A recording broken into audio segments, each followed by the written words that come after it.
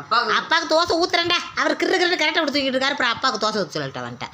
அந்த அம்மாச்சிக்கு காலு கையெல்லாம் வலிக்குது. அந்த மருந்து போட்டாங்க பின்னாடி பிடிச்சி விடா போடா. ஏம்மா நீ எதுக்கு இப்படி கஷ்டப்பட்டு நீ வேலை பார்க்கணுமா? பேசாண்டு இருந்தானே என்னத்தையும் கட்டி கொடுத்துட்டே குணாவையும் கட்டி கொடுத்துட்டே நல்லபடியாக இருக்காங்க.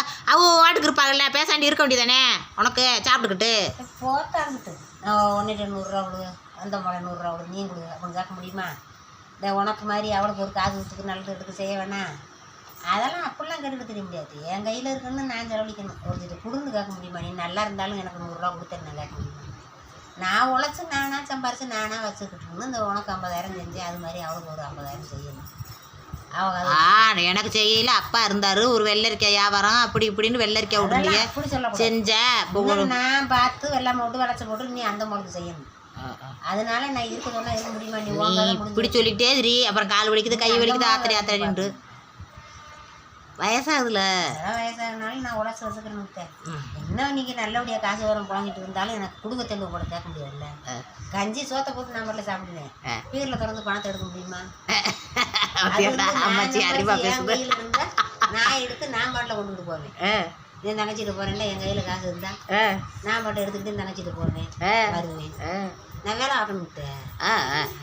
அதெல்லாம் இருக்க சொல்றதெல்லாம் ரைட். சரி அம்மா உனோட காலை அம்மா இசாந்த வச்சு அப்படி மிதிச்சு விடுச்சேன். நான் இருக்கவே மாட்டேன். என் காலம் வரைக்கும் என் முடியலைன்னு படுத்தா பார்த்துக்கோங்க. அது வரைக்கும் நான் உழைப்பேன்.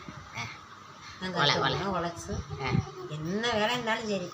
களை வேண்டா சின்ன கண்ணை முட்டா சின்ன வேலை வைக்கிறது சின்ன கிடையாது. சின்னம்மா ஆமா என்ன சின்ன சொல்றது பழமொழி. களை வேண்டா சின்ன கண்ணை முட்டா சின்ன அசிங்கம் தானே சொல்லுவாங்க. களவாண்டா அசிங்கம் கண்ணை அப்படி சொல்லுவாங்க. களை வேண்டா சின்ன கண்ணை முட்டா சின்ன வேலை வைக்கிறது சின்ன கிடையாது. அது மாதிரி நான் வேலை பார்த்து சம்பாதிக்கிறேன். அப்படி ஒரு பழமொழியா? போறாங்க பணத்தை கட்டி பணத்தை கட்டி வெளிநாடு போய் சம்பாதிக்கிறாங்க. மதுரை மீனாட்சி புண்ணியத்தில் இந்த மீனாட்சி வட்டணத்தில் பிழைக்க முடியாதவங்க இருக்காங்க. ஒன்றும் தெரியாதவங்க வேலை கழுப்பண்ணி கழுதைதான் வீட்டில் இருக்கணும்.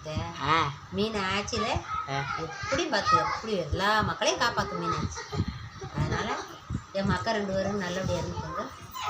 அந்த நாய் போய் எனக்கு இது பண்ணுறா பத்திரா